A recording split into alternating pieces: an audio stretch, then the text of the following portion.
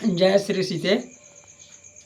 एक पंडित और एक मूर्ख की कथा आपके सामने मैं सुना रहा हूँ। आज दिनांक 19 मई 2025 है। अब कथा सुनिए। एक महापंडित थे और एक महामूर्ख, दोनों में बहुत दोस्ती थी। महापंडित एक जमींदार के पुत्र थे, तो दूसरा महामूर्ख राम कथा सुनाने वाले पुरोहित का पुत्र था। महापंडित ने पर्याप्त धन खर्च करके शिक्षा प्राप्त की थी, किंतु महामूर्ख कराम गुरु का बेटा विद्या नहीं परंतु संताल समाज की रीति नीति, काम धाम और धर्म कर्म आदि का व्यवहारिक ज्ञान प्राप्त किया हुआ था।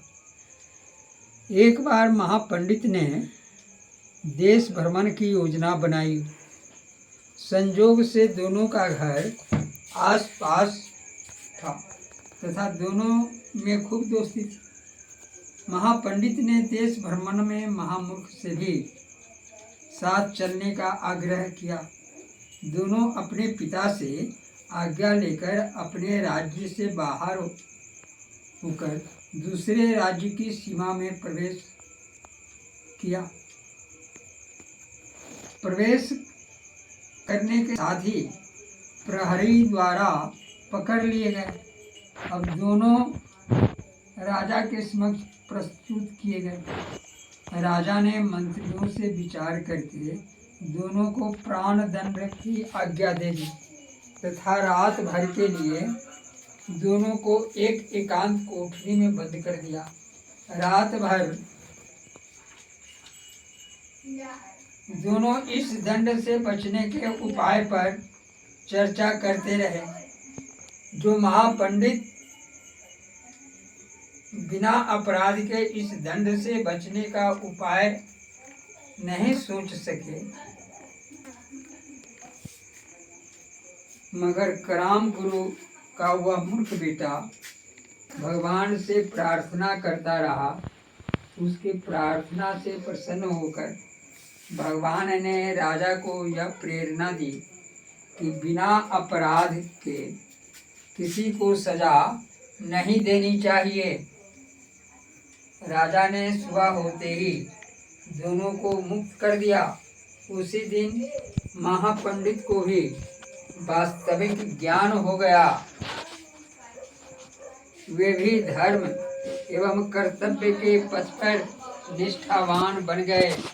महापंडित यह बात समझ गए कि पुस्तक के ज्ञान से अधिक उपयोगी आस्तिकता पूर्वक निभाया गया व्यवहारिक ज्ञान होता है। महापंडित तो कथा कहते थे, सुनते थे, लोगों को सुनाते थे, लेकिन जो महामूर्ख था वह भगवान के ऊपर विश्वास अधिक करता था। इसलिए उसने हृदय से भगवान से प्रार्थना की, हे प्रभु, हम तो बिना अपराध के आज यह कष्ट पा रहे हैं, इसको आप इस कष्ट से मुझे उबारने का उपाय करेंगे। हम तो बिना अपराध के आज इस राजा के चक्र में फंसे हुए हैं। हृदय की आवाज को सुनकर उस दोनों को भगवान ने कृपा करके छुड़ा दिया। जय श्री सीते। मेरा यह कथा आपको अच्छा लगे तो कृपया इसे अवश्य सुनने का प्रयास करें। जय श्री सीते।